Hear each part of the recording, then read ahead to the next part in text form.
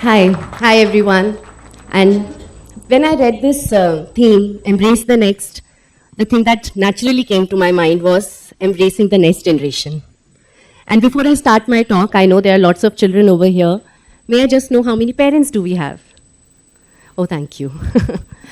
And I want to raise the question today. Can we control our children's behavior? But we are the parent. We have to. Sometimes. Whenever I ask this question, I do get such mixed response. We can control, but we still can't. But one thing that we all can agree upon is that we are all trying to control. We are trying to control our children. How are we doing that? Because when our children do not listen to us, we get angry, we raise our voice, you have to do this right now. And we try to control their action. We try to change their action. That's one way. Another way we try to control is we threaten our children. We use threats. If you will not do this, no ice cream for you today. Do your homework, else no ice cream. Or we sometimes bribe also. I'll give you an ice cream if you'll do this. Another way is sometimes when nothing works, we hit, we slap. Many of us do that. We'll have to agree on that. And I want to say that we are doing this with the best intentions. Right? We love our children. And we are responsible for them, yeah. We have to get so many things done from them. We have to keep them safe. And we, in our day-to-day lives, from waking them to getting them to bed, to getting their homework done, to their behavior, oh my God, there's so much that we have to do with them. If we will not control them, if our children will not look at us as authority, how will we survive as parents? But the question comes again. Can we really control? Even if we are trying, can we control? So I want you to think about this with this situation that I will give it to you, all of you. Okay? Imagine you have a 5-year-old and you need to get a worksheet done with your 5-year-old. You need them to write A 5 times. So you tell your child, beta, write A 5 times, and your child refuses. No. So you explain, beta, you have to write A 5 times, you know, you have to take it to school. That's how you will grow, you will become big like mama, papa. And we try to explain and convince the child. But the child refuses, no. So you raise your voice, Are, you have to do it right now. Why are you not doing it? We threaten also, we use all those methods. Now the question is that ultimately the child will do that worksheet or not. Who decides? The child. Even if the child will take the bribe or not and do the worksheet, the child decides. If that anger he will take seriously, if that threat he will take seriously, if that hitting he will take as seriously. But parents have a very, very big power.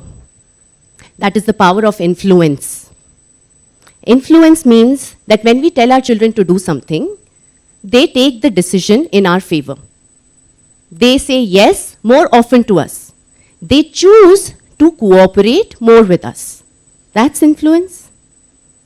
And we all have that power of influence. And you know how we get that power? We get it through connection. Imagine, in the same situation, when you are not able to get the sheet done with your child, you tell your husband or your wife that you do it, he's not doing with me, and the child does it with them. What happened? What changed? Connection. Sometimes we tell the teacher, I have to tell the teacher, ma'am, please tell her to do the homework, she does not listen. And the teacher says, and the child does it, yes, ma'am. Connection.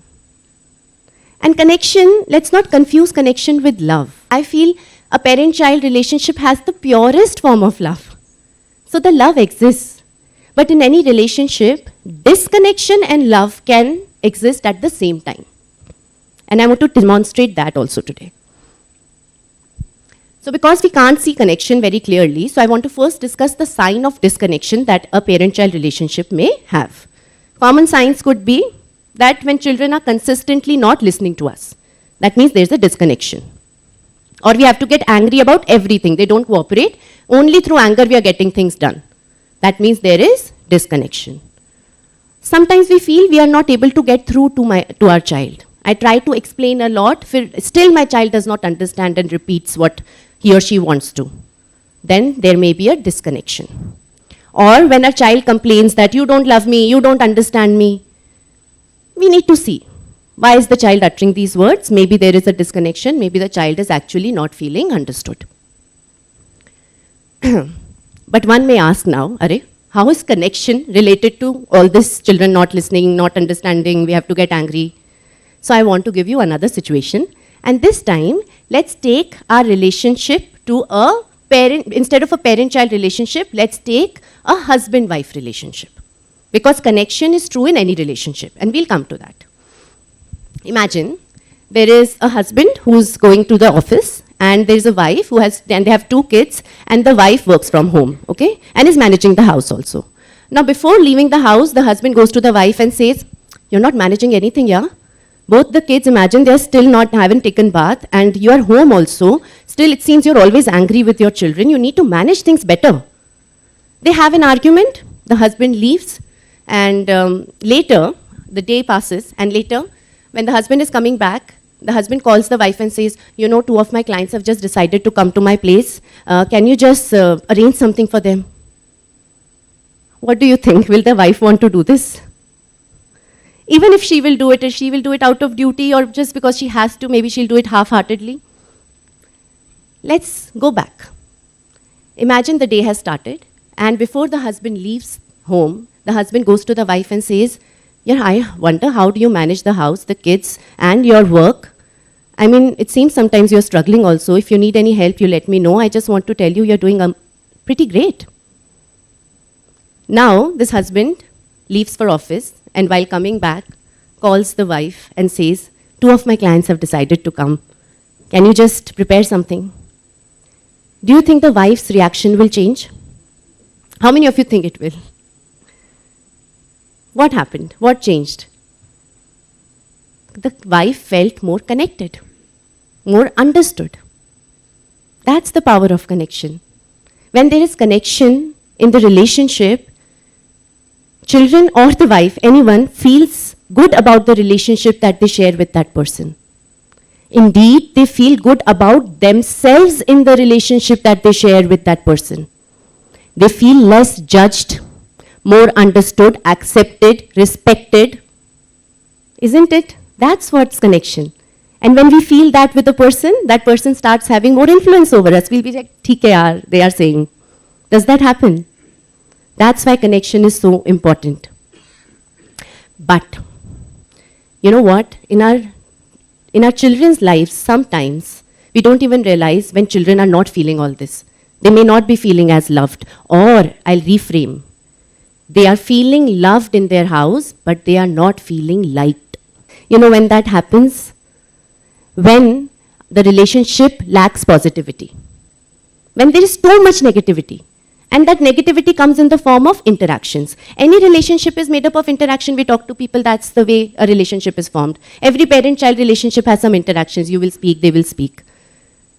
Now in our day-to-day interactions, we have to see how many positive interactions are we having with our children and how many negative. Just to see it like that. Just for a perspective, we are dividing the interactions with our children into positive and negative.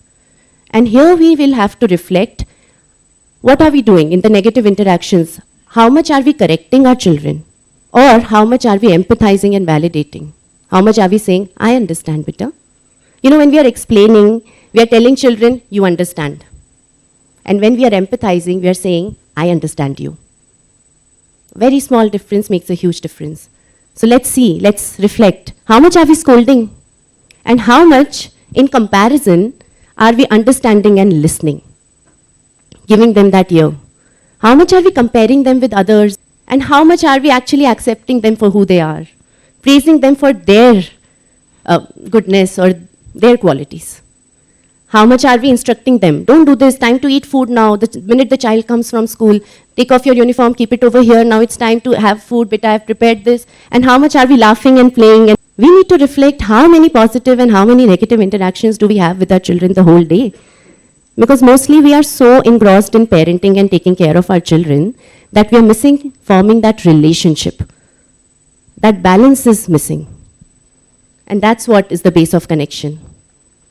John Gottman, a relationship researcher, says to have an affirming and connected relationship with a partner, we need to have the magic ratio of 1:5 negative to positive interactions. Imagine that if we have, for every negative interaction with our children, 5 positive interactions, we can maintain a connected relationship. And how many of us are actually doing that? So I give you a few points, just a few points, I have many, but a few points in ways in which we can bring this ratio, where we can increase our positive interactions or decrease our negative interactions. And some of them are very simple. The first is, choose your fights. We are correcting so much. What are we expecting? Children can't behave according to us all the time. And children can't behave like adults, definitely. They are children, they are loud, they are messy. You know, any parent over here and anyone who listens to this, if you correct your children 10 times and you reflect and you see, is it even important? I mean, stop correcting your children if it is not harming anyone. It's not harming any property. It's just age typical. It's just part of your child's personality. Understand your child like that. And when you will look at it like that, automatically you can come down to 3 corrections out of 10. You can easily cancel 7 corrections, at least 6. And you will see that your negative interactions have reduced already and positivity is increasing in your relationship. Choose your fights. Understand your child. Be more patient. Regulate your behavior. A common statement that I listen from parents, सारा गुस्सा इसी पे निकल जाता है घर का. All my anger comes on my child only. What can I do? Or sometimes when we are stressed out or we are going through something, automatically we start losing our patience with our children. But if we are talking to a client, we'll regulate. If we are talking to family members, we will regulate. We are talking to friends, we will regulate. But when it comes to our children, we just lose it, even when we are stressed out. But children are the most important people in the world for us, aren't they? And then we do this to them only. They also deserve that regulation from our side, that effort. I mean, I understand we are stressed out. I'm a parent of 2 kids, an 8-year-old and a 1.5-year-old. Trust me, I'm just not saying it, I understand. It's not easy. What about listening to children? Such a common statement, listen to your child. But do we really listen? We are mostly listening to answer them, explain them, teach them. Let's listen with curiosity. Can we just be curious and connect with our children and validate, oh, really, that happened, oh. You're not able to find that eraser, oh. That was so, that you really liked it, right? You don't want to go to school, it's boring. I know, beta, but we still have to. But I know, it was boring for me also. Can we validate, empathize in our day-to-day lives whenever children express something instead of just starting to explain? That will make a huge difference in our relationship with our children. And the last point, playing with our children. How much do we play with our children without distraction, without a phone, without doing something else? Can we take out 20 minutes, 30 minutes in a day, every day, and sit with our children and just play with them without any hidden agenda of teaching them something? I'll sit and I'll teach colors. I'll sit and I'll talk about a story where he will learn about respect. No. Let's just think about that relationship in those 20, 30 minutes. Let's follow their lead, what they want to do.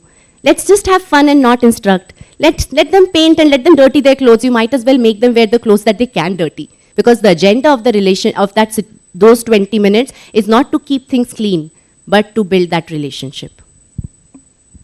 That will, you can have so many positive interactions accumulated in those 20 minutes. But sometimes parents would say, why do I need to do all this? When I shout also my child listens. When I get angry also my child listens. This seems like so much work. I have to work on myself, regulate. I have to think about the interactions I'm having with my child every moment. Oh my God, it's exhausting. But the fact is that anger, threats, hitting, and whatever practices of this sort that we are using, they have an expiry. They backfire. They can backfire at the age of 15 when children turn adolescents and they are going to be adults. Or it may backfire at the age of 5 also in this generation. So, because we can only control our children till the time children allow us to control them. Connection is long-term investment in a relationship. When children feel connected to us, then they listen to us more. They choose to cooperate with us more. Disciplining them gets easier and everyday tasks become easier. Parenting becomes easier, more fulfilling and happy. And then also remember, this last perspective that I want to give you before I leave is when we become parents, We are going to be having this child and adult relationship for the first 18 years. And for the rest of our lives after that, we will have an adult to adult relationship with our children. And how that adult to adult relationship will be, it really depends on how much connection are we investing in today. Let's keep that perspective in mind and connect with our children. And does not mean we are not disciplining them, does not mean that we are being lenient and we are pampering them. We have rules in place, we have boundaries in place, and that all that exists, but connection can be the base of parenting, and that's what I want to reinforce today. Thank you.